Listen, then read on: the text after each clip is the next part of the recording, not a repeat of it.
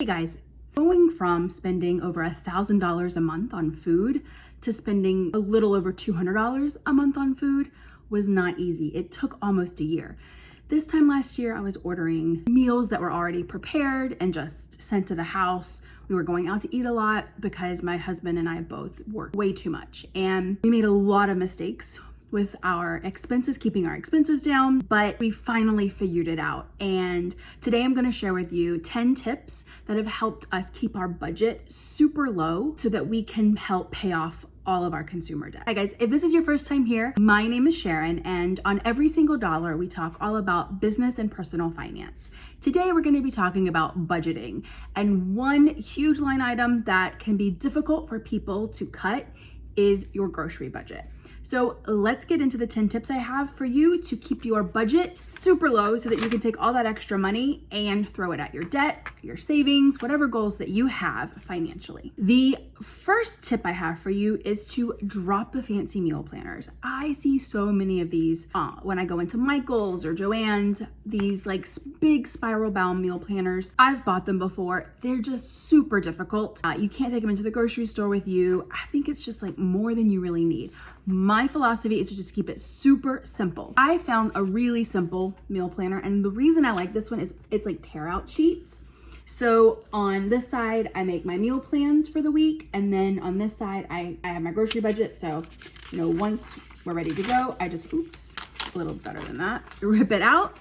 I take it to the grocery store and I'm set. And then this one I rip out and I put it on our refrigerator so that everyone knows what we're gonna be eating this week. I don't remember where I purchased this one from, but I will leave a link to some that I found on Amazon that I have my eye on once I am done with this one. Check out the link below. The next thing that I know I've talked about this before in this video. The next tip, number 2, is to shop your pantry. I always shop my pantry. So the way I do my grocery shopping is if I have extra money left over, I will go and look at what meats are on sale, what produce is on sale, or anything that's non-perishable actually. This week we had steaks and shrimp. I purchased the shrimp 2 weeks ago, I think. It was on sale. I got it for like 50% off. So I went and bought a couple bags of those to stock up on. So a lot of the foods that you'll see that I have in my meal plan today, I have already purchased, and that is a really good tip to shop your pantry. So I already have oats for our breakfast for this week. We have some mushrooms that I can throw in with some like peppers and onions that I'm gonna make with our steaks. And I have lots of pasta. So I might, if I run out of leftovers for my lunches, I would just like whip up some pasta with some tomato sauce. That's another thing, is that I don't purchase food for lunches. I tend to make large portions for dinner, and then my husband and I will eat that for lunch. He works from home about half the week. The other half he works in the office. So I have to make sure I have plenty of leftovers to feed us for lunch. The third tip that I have for you guys is stick to recipes that you know. I always have staples. I know that my family likes these recipes. I know that the ingredients aren't super complicated. So I know I'll have them in stock and I'll have to buy a lot. And I also know about how much they'll cost. One of my go-to recipes, I will leave a link down to it. It's something I just sort of whip together. I will buy kielbasa sausage, peppers, and onions with some potatoes. I just throw it in a skillet. Dinner's ready in like 20 minutes. It's delicious. My whole family loves it. Another thing that I do is I'll just stick to the same cookbooks. I really love Skinny Taste. I have 3 of her cookbooks, and you can tell I mark these recipes. My family will see these recipes at least once a month, and I know like she kind of uses the same sorts of ingredients in all of her recipes, and they're super healthy. But yeah, I love her cookbooks. I will leave a link to these cookbooks down below. They're really delicious, low-calorie meals. She does a really nice job teaching me like different techniques, different spices that I'd never like worked with before. I know a lot of people go to Pinterest for simple recipes. I don't know. I just find they're kind of bland a lot of times, and I just don't know if I'm gonna like them. So I try to just find 1 or 2 people that put recipes out there or cookbooks, and I just stick with those. It's just easier for me. My fourth tip to keep your budget low is to mix up meat recipes with vegetarian recipes. Now this one it can be hit or miss, my vegetarian recipes. 2 weeks ago, I made my husband something with tofu. He was not a fan of tofu. We will not be purchasing tofu again, but I tried it. But one thing he does enjoy is like beans and lentils. So we'll do like cauliflower and lentil tacos, like stuff like that. Just to keep our grocery bill down, because meat tends to be the most expensive item that is on our grocery list. And I know vegetarian might not fit every family, but you can find 1 or 2 recipes that are delicious. Like beans are really good. Vegetarian chili, that's something that everyone likes. You can find something that'll fit your family. Okay, my 5th tip is, after you've shopped your pantry, you have your recipes, make your meal plan, make your list, and stick to it. Don't buy anything that is not on there unless you have money left over and it is a deal that you can use, in future weeks for your meals. That's a really good way to stay on budget, is to just buy what is on the list. And my 6th tip kind of goes along with this 5th tip, and that is go alone.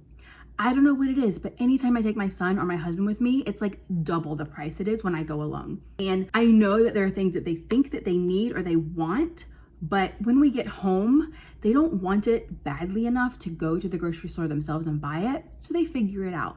Like maybe a recipe calls for wild rice, but maybe you have like a Spanish yellow rice. They'll make it work if they want to make something. So that's my tip. Go alone. Don't take your family with you. It is your time to yourself, and it helps you control the cost of your weekly grocery budget. My 7th tip for sticking to my grocery budget is that I always, before I head out to the house, I go through my list and I try to find 4 or 5 items that I can live without. So like maybe I only have 1 or half a stick of butter left. I'll put butter on the list, but if I'm getting close to that $50, I will wait and just put it on for next week. So for this week, I have some items on my list. So I just do a little slash. So I know if I get to that $50, I'll just put those items back. And that's one way that I can stick to my budget. So like blueberries, I buy blueberries for my oatmeal, but I know that we already have apples. So if I need to, I'll just cut up apples to have with my oatmeal for breakfast. Another thing is butter and sugar, because sometimes we bake, but I don't go through that much butter and sugar every week. So we can just wait for the future to purchase those. And then the last thing is cheddar cheese. I have some cheddar cheese, but I also have other cheeses. So if I don't quite have a cup and a half of cheddar cheese that I need for one of my recipes, my shrimp and grits this week, I'll just throw in some like shredded mozzarella cheese. It's not a big deal. My family will survive. My 8th tip is to calculate as you go. So as I put an item into my cart, I will add it to my calculator on my phone. This gives me an idea before I get to the checkout line if I've gone over budget or if I'm under budget. So definitely calculate, or if you can just even do it in your head on a piece of paper, whatever. But I don't shop without my calculator. And then this kind of ties to my 9th tip, which is, I've mentioned this before, I always stock up on deals. So if I get to the end of my list, I've only spent $40 this week on groceries. I know I have $10. This happened to me 2 weeks ago. That's why I bought 2 bags of shrimp, because they were on sale. The shrimp was on sale. Usually they're $7 a bag. I got them for $4 a bag. I had an extra $10. So I bought 2 bags. That was $8 for shrimp that I will use in the future weeks. So I'm going to use it this week. So again, the best tip that I have for you to keep your grocery budget low is to just shop your pantry and shop deals. I never plan my meal. I don't plan my meals by just going through a recipe book and writing down all the recipes that I want to make and then like, okay, I need all these ingredients. I look at what I have and then I find recipes to fit what I have. And that's just been the only system that I find I'm successful with when sticking to a $50 a week grocery bill or grocery budget. And then my last and final tip is to either leave your cash envelopes at home or leave your debit card at home. Before 2021, I did cash envelopes for groceries, and I would just take my entire cash envelope with me to the grocery store. And then like if I was over budget, I would just steal some money from another sinking fund. Do you guys do that? Have you ever done that? Yeah, it's a really bad habit. So I found that cash envelopes just weren't the best for me, or maybe the way I was using them weren't the best, but they do work for a lot of people. And I think if I'm gonna go back to cash envelopes post-pandemic, when it's not such a hassle to go to the bank, I will just take whatever cash I need out of my envelope with me, and I will leave everything else at home. If you guys have never looked into cash envelopes, definitely search it in YouTube.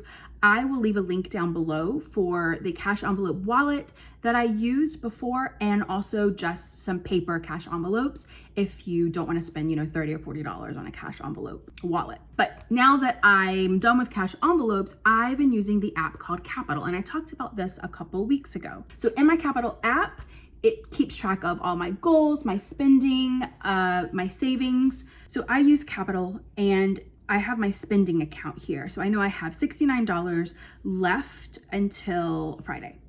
So every week I have a recurring transfer, and it'll just send $220 to my checking account, and that covers food, gas, if we need clothes or anything for the house, it covers all of that. And then what I do is, if I have money left on Friday, I go through everything. Let me show you. Okay, yeah, so on Friday, I went through, and whatever money I had left, I transferred it over to my different goals. So towards an extra debt payment or vacation, saved some money for clothes because we're gonna need some for this summer. And I never go over my budget. I'm pretty good about sticking to it. And it's just nice because I know exactly how much I have from extra spending for the rest of the week. I don't have to go through my cash envelopes. It's just super easy. And I've only been using this for a month, and we've done pretty good about saving our money. So I have $172 for our extra debt payment. And I think at the end of the month, I'm just gonna take whatever I have and my extra debt payment goal or my extra debt payment account and just throw it at whatever credit card I am paying down or whatever loan I'm paying down. So that is Capital. If you guys are interested in trying Capital out, I do have an affiliate link I will leave down below, and you will get $5 for free for trying it out. It is a paid service. I believe the basic account is $3 a month, and that helps you with your goals and saving. I get the medium rate, or the medium plan, which is $6 a month, and that helps me invest, which if I were investing in anything else, I'd be paying that. So I really like it. It's helped, as you can see, helped us save a lot of money. I keep better track of what my spending is. It sends me alerts when I'm getting I'm getting down to a couple dollars in my spending account. So okay, it tells me to slow down with my spending. So that's what I have. Those are my 10 tips that have helped me go from spending over $1,000 a month on groceries to around $200 a month on groceries. So what are your tips for keeping within your grocery budget? Let us know down below in the comments. And if you guys like this video, please give the like button some love. It really helps us in the algorithm, and I will see you guys next week. Bye-bye.